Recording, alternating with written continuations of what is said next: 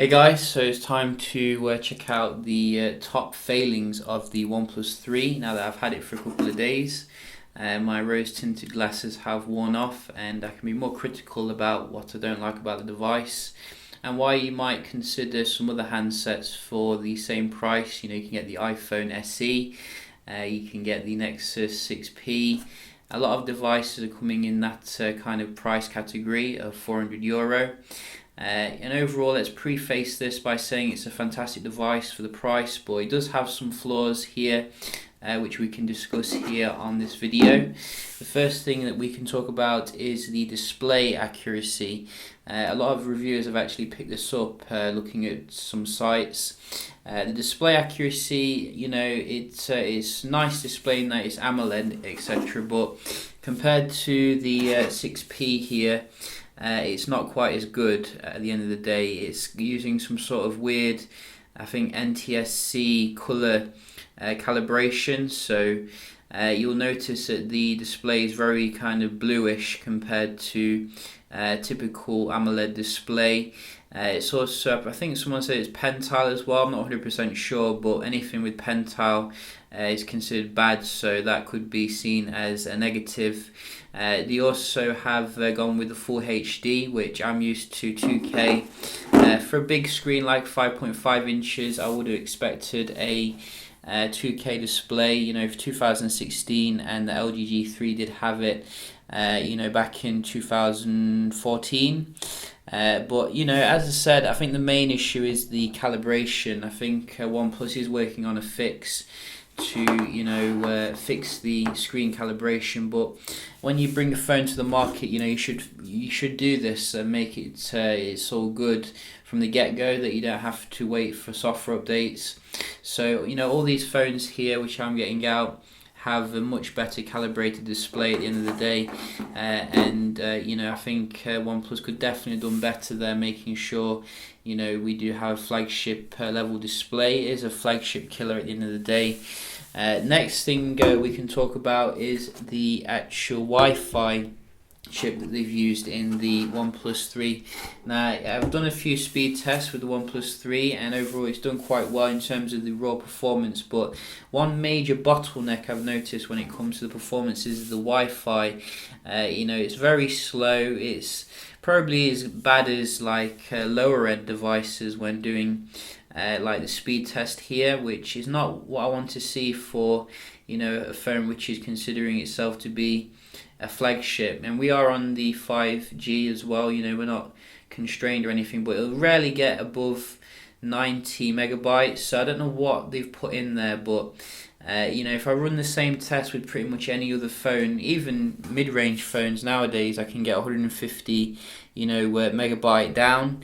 Even my daily driver 6P, we can just have a look here. I think we do have the speed test somewhere. Let's just check this out. So I think the 6P is running the Saturn 810 or something, and we can just have a look here at what this does, which I think it does quite well, as I remember. It certainly feels like it does well when I'm using it. Like there's no delay or anything loading page, and you can see straight away here, this is a massive difference. So when you're web browsing or if you're downloading a lot of games and stuff, you'll notice that the Wi-Fi isn't that good, and this could be pretty important, particularly if you do a lot of multiplayer games and things like that, download a lot of stuff from illegal sites. You will not enjoy that compromise here. And really, a wireless AC chip in there wouldn't have cost too much. It wouldn't have bumped up the price too much. I think it's just weird cost cutting from OnePlus. Next thing we do have annoying a little bit is the sticky out camera thing here. Now this is obviously going to be prone to scratches and also smudges a little bit. I have noticed when taking some shots that the lens does get a little bit dirty, meaning you have to keep wiping it. Definitely manufacturers need to go with the ingress ability, so when you want to take a shot quickly, you don't have that issue at the end of the day, which is a bit annoying here. The other thing that I would like to talk about is the RAM management. Now, unless you're an advanced Android user, you're going to be using a OnePlus with extremely bad RAM management, according to some videos I've seen. You shouldn't have to do that straight out of the box, root it and edit the build prop. I thought that was quite stupid thing for OnePlus to put 6 gigs of RAM in there, but only gimp it so you can only use about 2 gigs or whatever.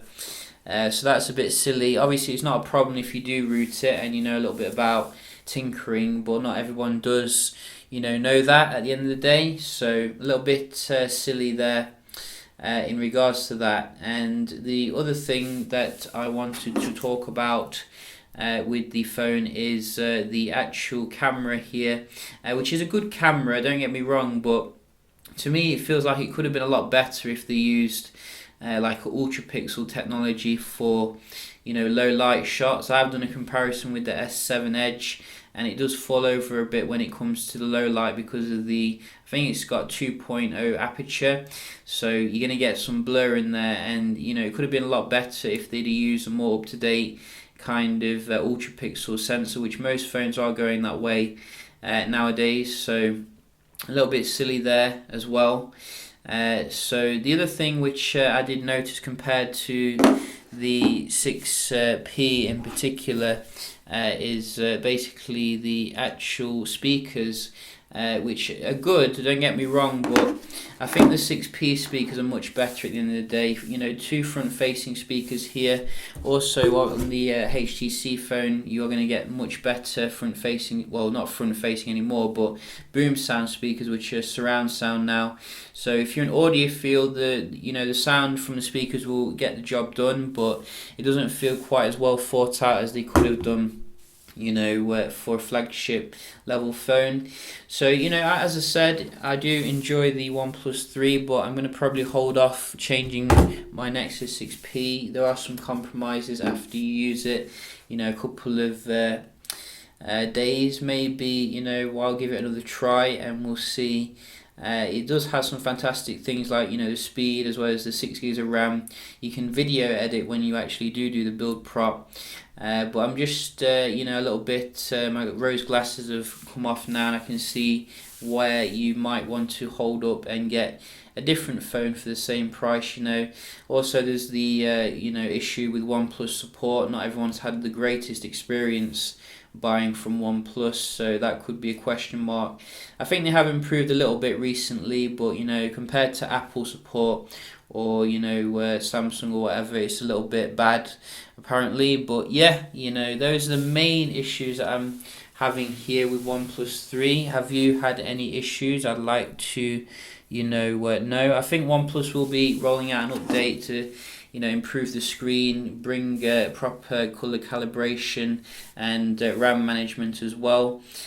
So probably worth waiting for that. It's just a shame they couldn't have made it like that when they released the phone. So yeah, just a quick little video here looking at the main issues of the OnePlus 3. Hope you found it helpful, and I'll see you in the next one. Cheers.